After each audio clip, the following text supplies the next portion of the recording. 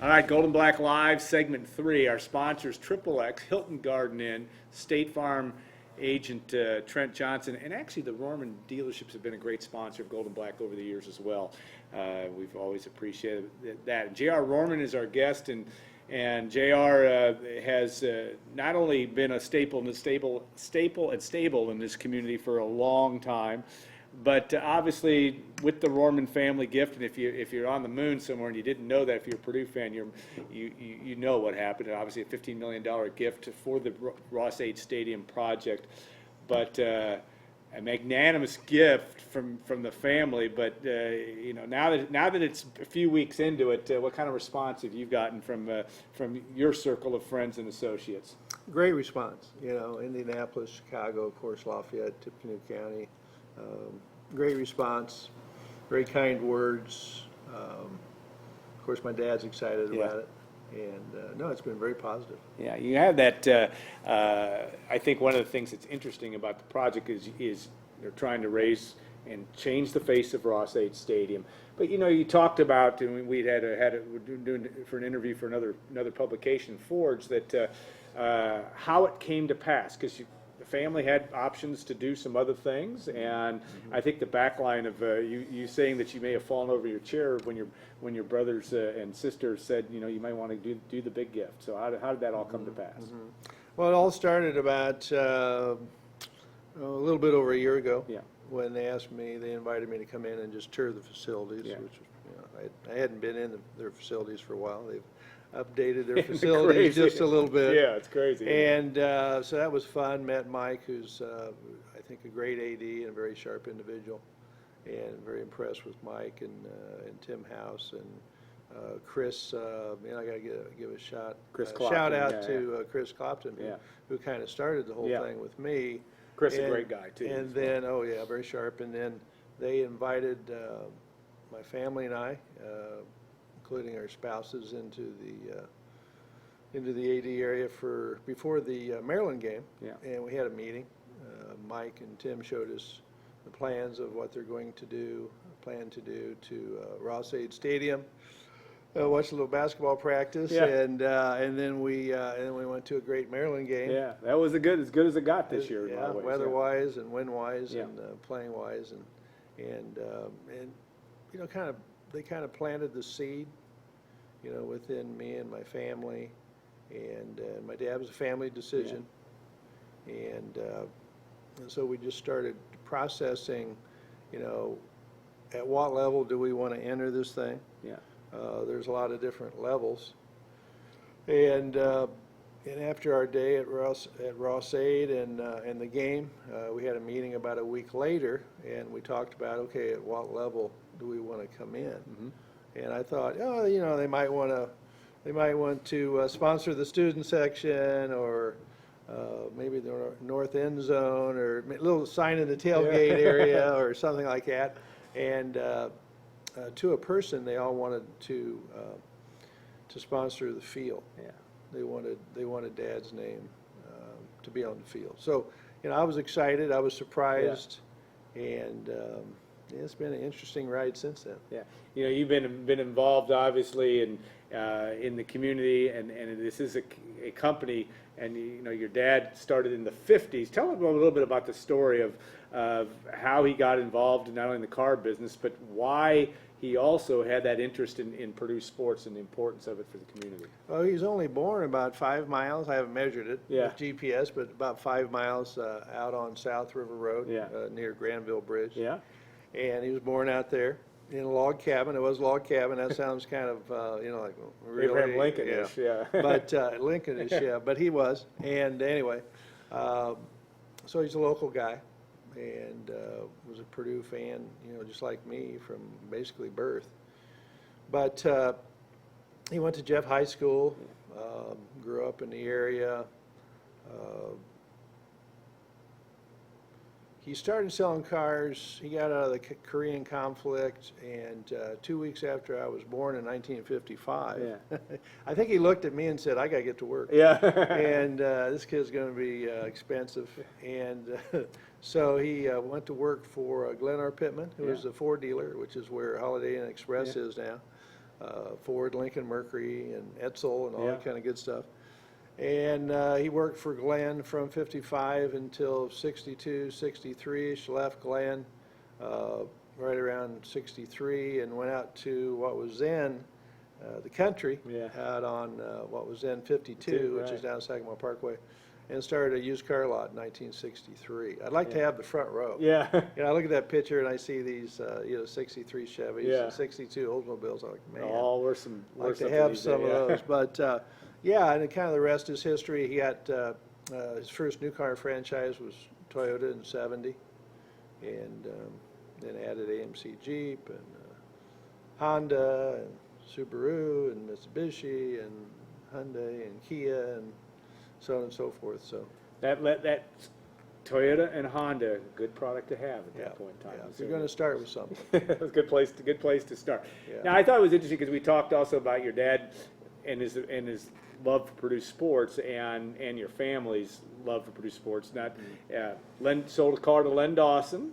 He did when he was at Glen R. Pittman. Yeah, and talk about you growing up. Now, you said your first Purdue sporting event was actually the Purdue-UCLA basketball game, but talk about his love, for football in terms of some of the great names that have come through here that have had an impact on your dad's love for sport.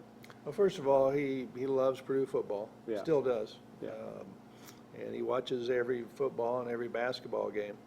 And he's not able to come to as many as he used to. But first of all, going back to 67, I was 12. He asked me to go to a game. I had no idea what kind of game that would be historically. Yeah, you yeah, know. no doubt. I was just a kid. I didn't know it was the first game in Mackey Arena, but went there and watched UCLA with Wooden and all his guys, and it was a great game. Unfortunately, we lost right at the end. We had a great team. Yeah. You know, those late 60 teams were fantastic teams, you know, with Mountain Keller and Gilliam and Bavis and so on and so forth, you know, just some great players. Yeah. But that was great. I mean, you know, watching that game, and that kind of started a love for me of Purdue athletics.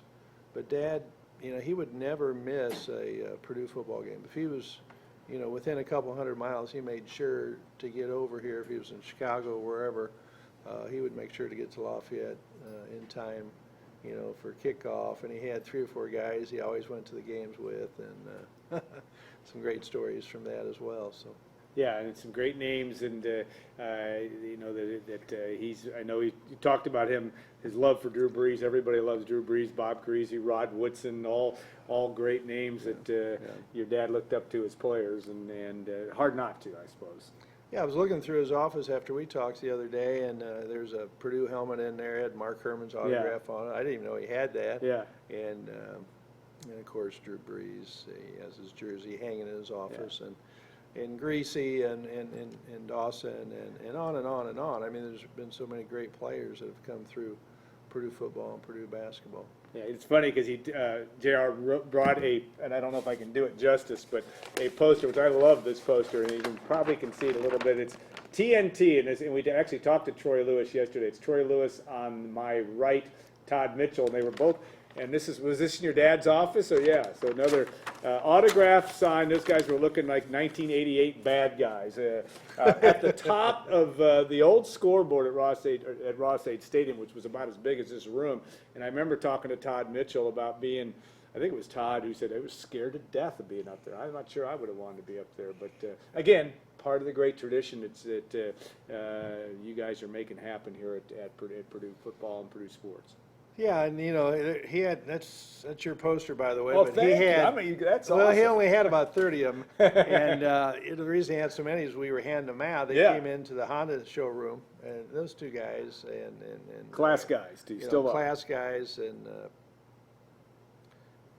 great PR guys. Yeah, you know, yeah. great with the fans, and we were handing these out to all the customers that came in and talked to these guys. It was a fun night that night. I think it was like 30 years ago. Oh yeah, it was 30 years ago. 30. I don't know who's counting 32 actually, but who's counting? All right, now you're a basketball guy and played high school basketball. Ran track. You and I go back to the old noon ball days. It's too bad because our days of playing noon ball at were at the top of most of the time at the top of Lambert Fieldhouse. Now they play in the they still play noon ball. We've been retired apparently. But they play that all in Mackey Arena or in Cardinal Court, so it's a little better environment. But we had some fun doing that. We found out how competitive football coaches were. I mean, in terms of that. And you were a little bit bigger than I, but we realized we don't want to always get in front of some of those guys. Jim Coletto's staff, Fred Akers' staff. Your memories of that? Well, 1995 knee surgery. Yeah, I remember that. I forget his name, but it wasn't Brock, but one of the other linebacker coaches.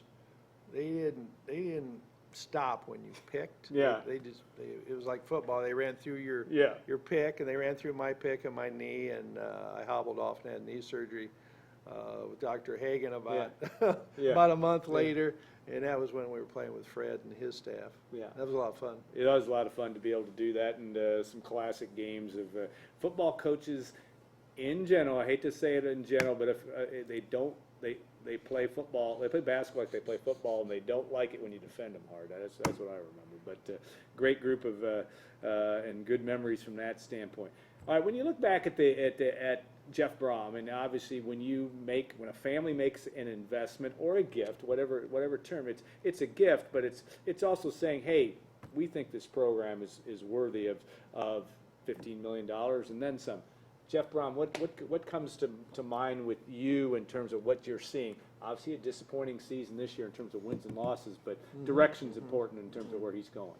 I thought it was a great season because of what the coach did with the team that he had. With the injuries. I remember going to Penn State and watching a lot of freshmen play Penn State really good for 2 or 3 quarters. I was impressed. Unfortunately, we had to play that first quarter. But in Coach Brom, we see a lot of things that we see in our father. A great leader. And has great character and great faith. And he's just a good leader of men. I think that, I've heard him, I heard something about how he was communicating with Dave, after a Lions game or in between, before maybe his first David start. Blau, right, he sends them text, And that says a lot to me about Coach because, it's not just, college and you're done. With a great coach, that relationship continues. And he's just a good coach, and we obviously believe in the future of Purdue football.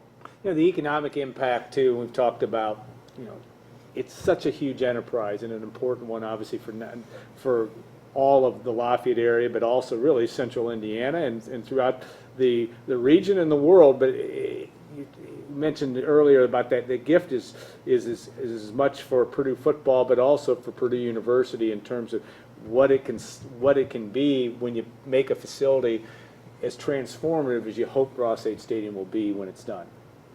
Well, when you look at Purdue, obviously you think about not only athletics but academics. It's one of the top schools in the world academically, certainly in the top 2 or 3. And you think about the Neil Armstrong story, the fact that he went to Purdue, ended up at Purdue because his dad decided to take him to a Purdue football game. So the impact of Purdue athletics goes pretty deep and very wide. But we've been in business in Tippecanoe County here since '63, and about 57 years, I think. But who's counting? Who's counting? And keep saying that. But Tippecanoe County has been very good to us. Lafayette and West Lafayette, Purdue University has been very good to us, and we certainly can't forget that. Don't forget that. And part of that gift is. We want to give back. Dad wants to give back to Purdue because they've been so good to us. Dad always said that if you're going to have a business, that a college town was probably a pretty good town to have a business in because of the consistency in the economy. And we've seen that over the last 50-plus years. Yeah, even good and bad, it's been at least the good has been good, the bad has been maybe a little bit leveled out just because Exactly. in no business more important than the automobile business in terms of how the economy affects things. All right, you talk about that and the fact that you've stepped up, you're leading there. Hopefully there are more to come, and from the gifts, it's not your job to raise that money, but it is your role to be the leader in this. You know, a leadership gift is always an important thing when you do a type of a campaign. Talk about how that impacted, or how you feel about the fact that you guys are out front, and there are hopefully more to come. Well, Dad always has liked a good challenge. Yeah. And, you know, when they presented the idea to us, Mike and Tim, they talked a lot about, you know, we need a leader, we need a lead gift, somebody go out there and take that first step. Yeah. And, you know, I think that fired Dad up as much as anything. Yeah. And so, you know, he was excited to be the lead gift. He's always asking me, when he's down in Florida for the winter, and he asked me for plate frames. You know, can you send me a plate frame with Rohrman Field on? I said, well, we got to make it first. Yeah, But they'll be there. but then he says, you know, how are the donations coming? So he's interested, and we're interested, obviously, in the donations that follow, because it's going to take a lot more than $15 million to get that stadium done. It's going to take, I think the last number I heard was somewhere in the neighborhood of 120. Yeah, 120 is what they're talking about, yep. To do everything they want to do to the stadium. And I've seen some of the pictures, and it's very impressive. Yeah, going to be an interesting process to watch happen. So, now J.R. and I could have our own private conversation about the best basketball players and best athletes in the history of Tippecanoe County, which he might be, I'm not. But we have run out of time here. But thank you so much for your time, and Thanks, Alan. And always Appreciate it. always interesting. And we'll probably do this again at some point, because there's more of the story to tell. And in terms of not only the Rohrman family legacy, but also, and again, one thing I want to quickly mention, though, is that the fact that your 4 sons are involved in the business, and this is just not only just you and your siblings and your dad, but also it's bigger than it's also the grandkids and their involvement as well. Exactly, Dad's. Well, I have 4 other siblings. Yeah. There's 5 of us, Yeah. and then I have 12 grandchildren, and You're too young for my that. My dad has 16 grandchildren. My 4, obviously, Yeah. and all 4 boys are in the car business. Yeah. 2 of them here in Lafayette and 2 in Chicago. Yeah, big part of that, and it is when you say Rohrman family, that's what it is. There's a tremendous family impact. All right, we want to thank our sponsors again, XXX, Hilton Garden Inn, and State Farm agent Trent Johnson. We want to thank Gordon and Steve for all your help, and our guest J.R. Rohrman, and of course Tom and Brian for joining the show. Wes, I know you're back there somewhere, and I think Steve Clark has helped us as well. We're grateful for, and Scott Sumner too. All that you do to make this show happen in our 10th year. Wow. Getting that old thing is just. We're privileged to do it. We love doing it on Friday afternoons. It's a great way to do it, and we appreciate all of you for tuning in. So we'll be back next week. Elliot Bloom will join us from Purdue men's basketball on the operations staff, and we'll have some fun talking about the Boilermakers. We'll see where Purdue is a week from now. It'll be interesting to see, and we'll look forward to hitting that next week on Gold and Black Live. Have a great week, everybody. Stay safe, and we'll see you next week on Gold and Black Live.